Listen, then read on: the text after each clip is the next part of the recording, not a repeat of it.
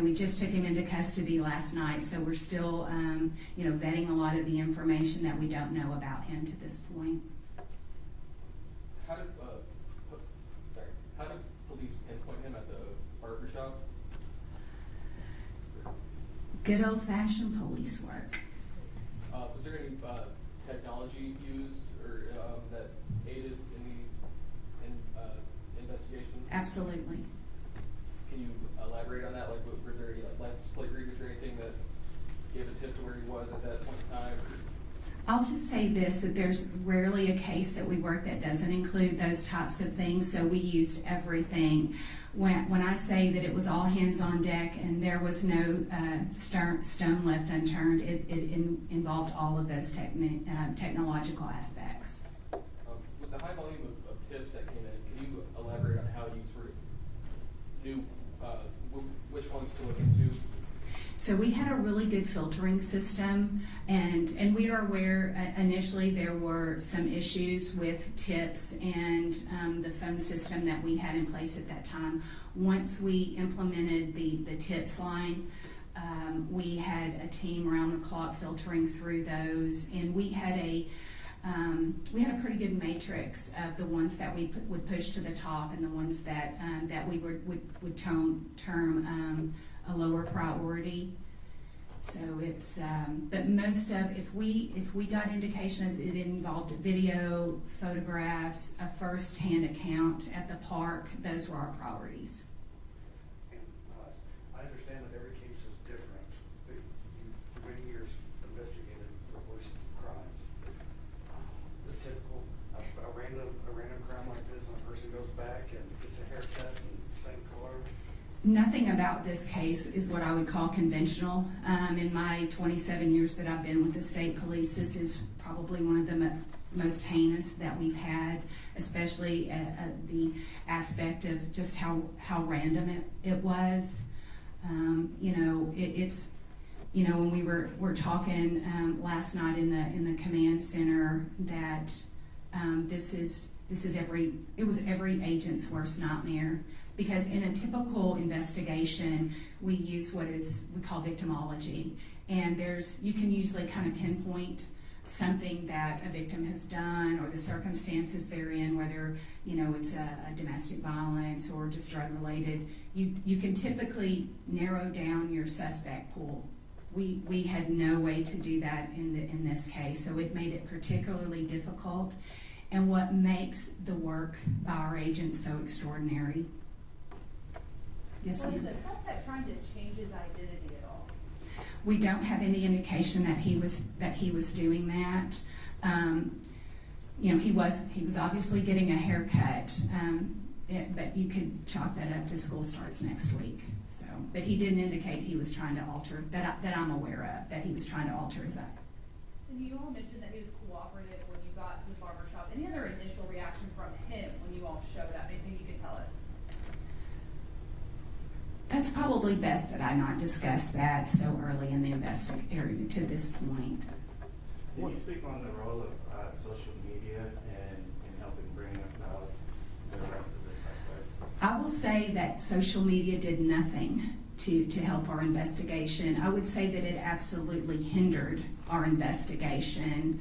As you heard the Colonel mention, the hurt and the emotional toil that social media gave to that family. It's so easy to be that keyboard warrior and question everything that law enforcement is doing. And I would just simply say that let us do our job. If you've got a tip, give it to us. Don't spread it on social media unless you're an expert. And if you're an expert, you're probably not on social media. One of the first details that you'll put out about the car was there was tape covering the license plate. Was that the case with his vehicle, and any reason why? Was he trying intentionally to cover up the license plate? Yes, he did use tape to conceal some of the things that would help identify his vehicle. Does that lead you to believe at all that he's done this before?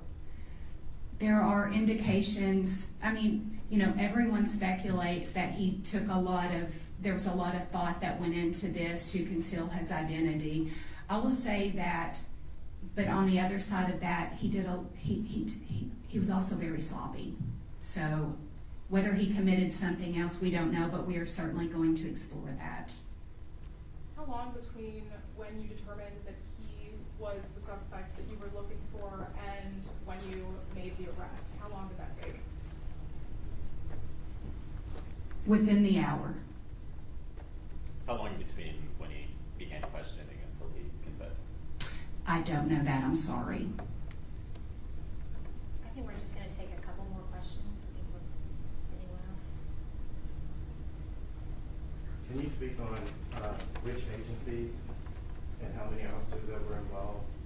Oh, so, in any agency that I missed, the colonel may have included this. I can tell you that the FBI was instrumental, the Washington County Sheriff's Office, the Fayetteville Police Department, just about every agency up there, the Benton County Sheriff's Office with their flock cameras, the Park Service, the Game and Fish.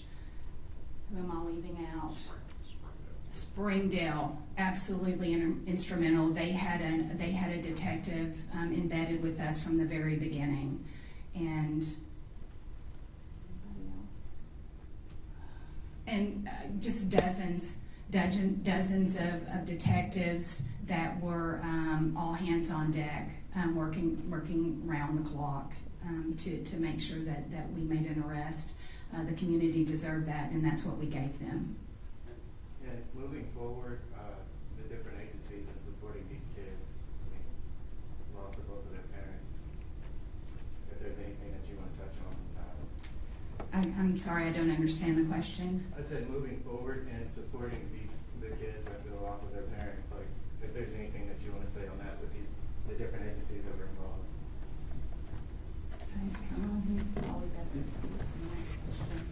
I'm not sure if I understood the question exactly, but I can tell you that Governor Sanders has been in contact with the family multiple times. She's expressed the absolute heartbreak of the state, the support and the prayers that that family will receive, not only from her and her family, but from the state of Arkansas. In addition to that, she's made available any resource that family needs during this recovery process from state agencies, whether that be law enforcement or other type of support agencies.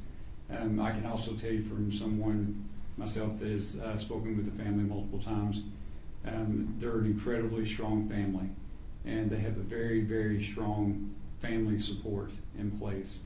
I have no doubt that those three girls are going to be well taken care of, and they're going to get everything they need from that family. And they also know that if they have a need that we can assist with, we being the state of Arkansas, any type of state public entity, then we will absolutely do that. Lastly, I know while the investigation is ongoing, you're conducting an internal review and we'll see could things be done better. We'll call transfers and information being released. Am I correct? Can you talk to me about that? Yes, we will always, after any significant incident, we'll debrief it, and we'll look at what we did right, what we did wrong, what we could do better.